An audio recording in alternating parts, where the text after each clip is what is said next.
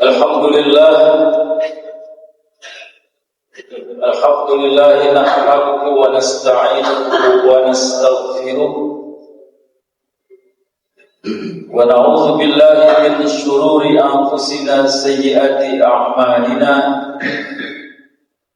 may yahdihillahu fala mudilla lahu wa may yudlil fala hadiya lahu. Asyhadu an la ilaha illallah wahdahu la syarika lahu wa asyhadu anna Muhammadan abduhu wa rasuluhu la nabiyya ba'dahu. Allahumma salli wa sallim wa barik ala sayyidina Muhammadin wa ala alihi wa ashabihi ajma'in.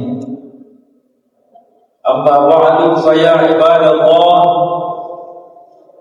usikum wa nafsi bi taqwallahi wa ta'atihi la'allakum turhamun. Fa qala Allah ta'ala, ya ayyuhalladzina amanu taqullaha haqqa tuqatih wa la tamutunna illa wa antum muslimun. Wa qala subhanahu wa ta'ala, laqad anzalna ilaikum kitaban fihi dzikrukum afala ta'qilun. Sadaqallahul aliyyul azim. Ma'asyiral muslimin rahimakumullah, patut kita bersyukur kehadiran Allah Subhanahu wa ta'ala. Hari ini kita masih bisa datang ke masjid yang mulia ini untuk melaksanakan kewajiban kita dalam keadaan iman dan Islam. Mudah-mudahan Allah tetapkan keimanan dan keislaman kita sampai akhir hayat kita. Selawat dan salam senantiasa tercurahkan kepada Nabi besar Muhammad sallallahu alaihi wasallam. Dalam suasana yang khusyuk ini, marilah kita senantiasa meningkatkan kualitas keimanan dan ketakwaan kita kepada Allah Subhanahu wa ta'ala dengan amal ibadah, dengan muamalah dalam rangka menjalin hubungan kita dengan manusia dan juga menjalin hubungan kita dengan Allah Subhanahu wa ta'ala dalam setiap kapasitas kita, dalam setiap tugas-tugas kita. Maka dasar semua aktivitas kita adalah takwa kepada Allah Subhanahu wa ta'ala. Mudah-mudahan kita termasuk orang-orang yang selamat di dunia wal akhirat. Hadirin, 14 abad yang lalu Rasulullah SAW telah mengabarkan kabar nubuwahnya tentang keadaan satu masa yang disebut dengan akhiruz zaman. Beliau tidak menyebutkan waktunya, tahunnya, tetapi hanya menyebutkan ciri-cirinya yang menandakan bahwa itu bagian daripada akhiruz zaman, di mana manusia disifatkan sedemikian rupa keadaannya, umat Islam tentunya. Tujuannya agar kita sadar bahwa kita adalah umat yang pada akhirnya menuju kepada Allah Subhanahu wa ta'ala. An-Sawwan Amuna Rasulullah sallallahu alaihi wasallam, qala Rasulullah sallallahu alaihi wasallam, yusikul umamu an tada'a alaikum kama tada'a akalat ila qas'atiha.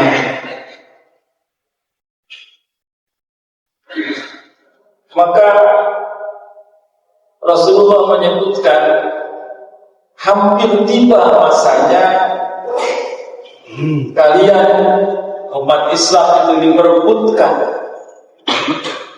seperti makanan di atas hidangan yang kemudian diperebutkan oleh para pemakan hidangan, seperti seekor kelinci yang diperebutkan oleh para pemangsanya, para binatang-binatang buas pemangsanya. Kemudian ada yang bertanya kepada Rasulullah sallallahu alaihi wasallam,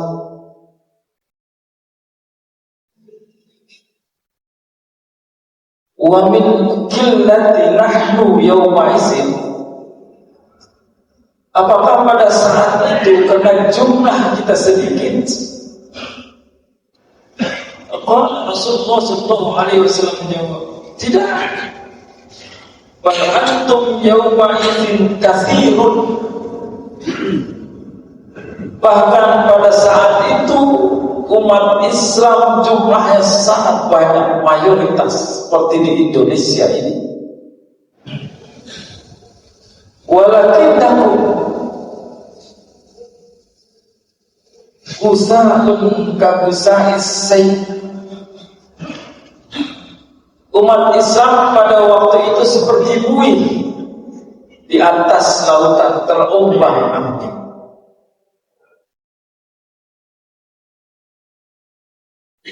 Dalam keadaan seperti itu, wala yanzi'anna Allahu min suduri aduwikum al-mahabbata minkum.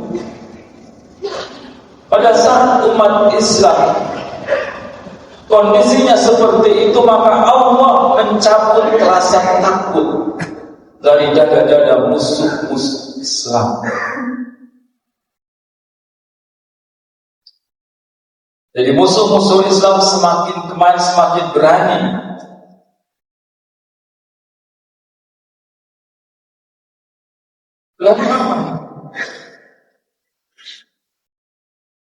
Rasulullah sallallahu alaihi wasallam melanjutkan,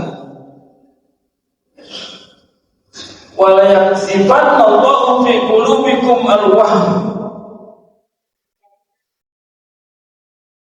Pada kondisi seperti itu Allah menanamkan satu penyakit di dalam dada-dada kaum muslimin, al-wahm. Maka Rasulullah sallallahu alaihi wasallam ditanya,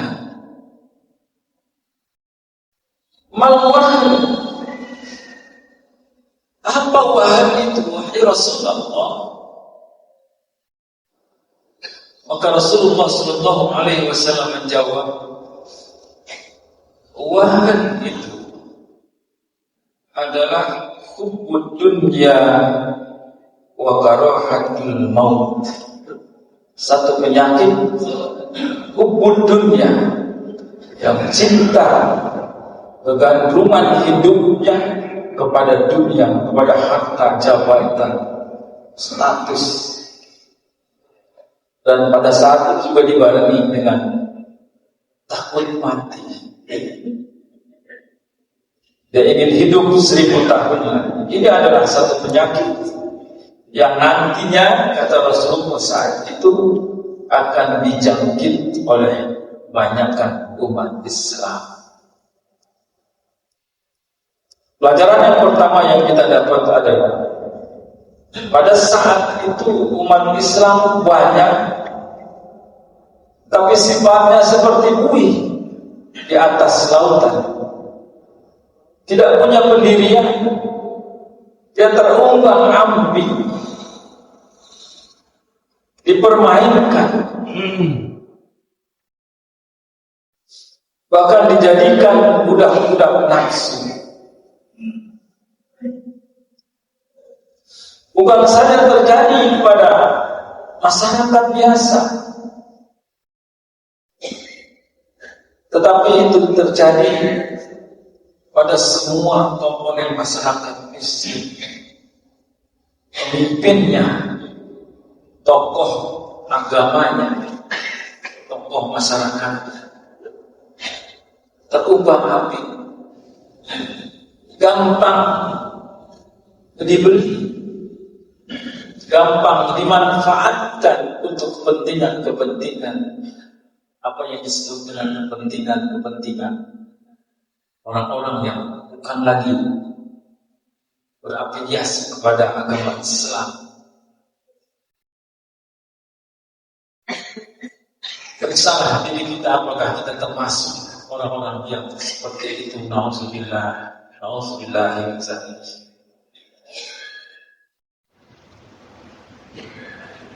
Pelajaran yang kedua adalah umat Islam itu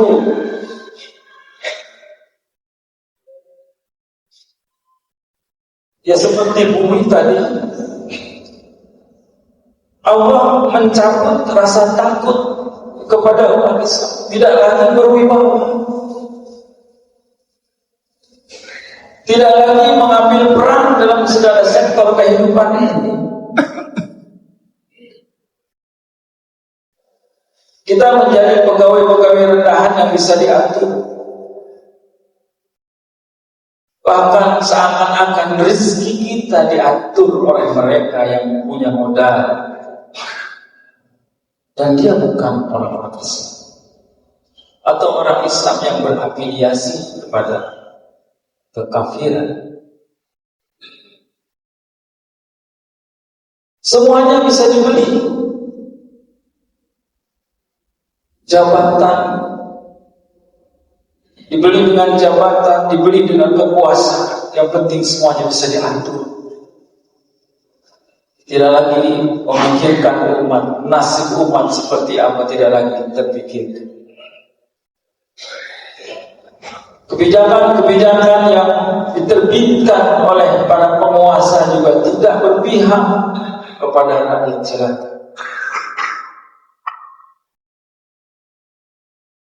Hadirin yang dimuliakan Allah Subhanahu wa ta'ala. Yang keempat adalah yang paling berbahaya. Kenapa sampai demikian? Karena umat Islam tidak lagi berorientasi kepada akhirat, tetapi hidupnya hanya berorientasi kepada dunia yang ingin diraihnya. Jika demikian, setiap tindakan, setiap aktivitasnya, kerjanya, diamnya, semua itu adalah dunia dan dunia. Seakan-akan dia ingin hidup 1000 tahun lagi. Oleh karena itu dia takut dengan kematian. Padahal kematian adalah satu keniscayaan yang siapapun, apapun pangkat dan jabatannya, kematian itu adalah satu kepastian yang tidak bisa diingkari. Tetapi dia kena kejar dunia, semua dunia, yang sebetulnya dunia itu adalah sesuatu yang tidak pas. Boleh jadi sekarang ada, besok sudah tidak ada. Bisa jadi apa yang kita inginkan kita tidak bisa miliki. Bisa jadi apa yang kita tidak inginkan adalah menjadi milik kita. Karena dunia selalu mempermainkan kita. Dunia adalah ketidakpastian yang selalu kita kejar. Hadirin yang dimuliakan Allah Subhanahu wa ta'ala. Mudah-mudahan di zaman kita sekarang ini belum terjadi seperti itu. Kalaupun seandainya sudah terjadi, kita minta kepada Allah Subhanahu wa ta'ala agar kita sebagai umat Islam senantiasa dipelihara dari penyakit yang namanya penyakit wahan ini. Buat pimpinan kita, buat para tokoh-tokoh masyarakat kita, buat para pejabat-pejabat kita, buat para tokoh-tokoh ulama kita. Sebab apabila penyakit wahan ini sudah menjadi, maka semuanya akan hancur. Hadirin yang dimuliakan Allah Subhanahu wa ta'ala. Dari jauh-jauh hari agar kita waspada, agar kita jangan selalu fokus kepada dunia kita, tetapi kita juga harus memikirkan tentang kehidupan kita yang aman, kehidupan yang pasti. Kehidupan dunia ini tidak pasti. Terus sekarang kita masih hidup, besok kita belum tentu masih hidup. Sekalipun kita bercita-cita setahun 2 tahun lagi kita mau jadi apa, dunia ini tidak pasti. Tetapi yang pasti adalah kehidupan akhirat, dan kita semua sedang menuju ke sana. Dan ketika kita ingat mati, maka pastinya kita akan selalu berhati-hati di dalam mengambil tindakan, di dalam mengambil keputusan, di dalam berbuat. Salah satu cara untuk jauh daripada maksiat, jauh dari dosa adalah kita selalu ingat mati kapanpun kita berada. Nah, itulah akan mendorong kita ketakwaan kita kepada Allah Subhanahu wa ta'ala. Hadirin yang dimuliakan Allah Subhanahu wa ta'ala, mudah-mudahan kita semua selalu mendapat perlindungan Allah Subhanahu wa ta'ala dari Tuhan. Keluarga kita, anak keturunan kita, pemimpin kita, para tokoh-tokoh masyarakat panutan kita, mudah-mudahan dia termasuk orang-orang yang lurus, yang selalu terjaga dirinya dari penyakit-penyakit yang membawa kepada kehancuran. Wal asri innal insana lafi khusr illa alladziina aamanu wa 'amilus shalihaat tawassaw bil haqqi wa tawassaw bis sabr. Barakallahu li wa lakum fil Qur'anil Karim. Wa nafa'ani wa iyyakum bima fihi minal ayati min dzikril hakim. Aqulu qawli hadza astaghfirullahal azim li wa lakum wa lisairil muslimina wal muslimati wal mu'minina wal mu'minati fastaghfiruhu innahu huwal ghafurur.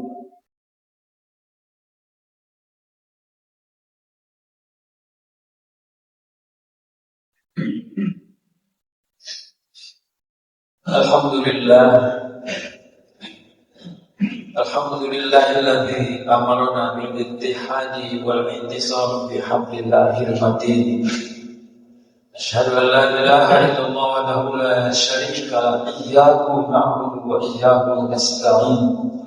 Wa asyhadu anna Muhammadan abduhu wa rasuluhu al-mab'utsu rahmatan lil alamin. Allahumma salli wa sallim wa barik ala sayyidina Muhammadin wa ala alihi wa ashabihi ajma'in. Amma ba'du, fa ya ibadallah, usikum wa nafsi bi taqwallahi wa ta'atihi la'allakum turhamun.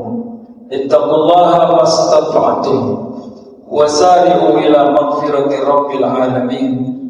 Wa'lamu anna Allah amarakum bi amrin bada fihi bi nafsihi sanna bi malaikatihi al-musabbihati bi qudsi faqala ta'ala wa lam yazal qailan 'alima inna Allah wa malaikatahu yusalluna 'alan nabi ya ayyuhallazina amanu sallu 'alaihi wa sallimu taslima.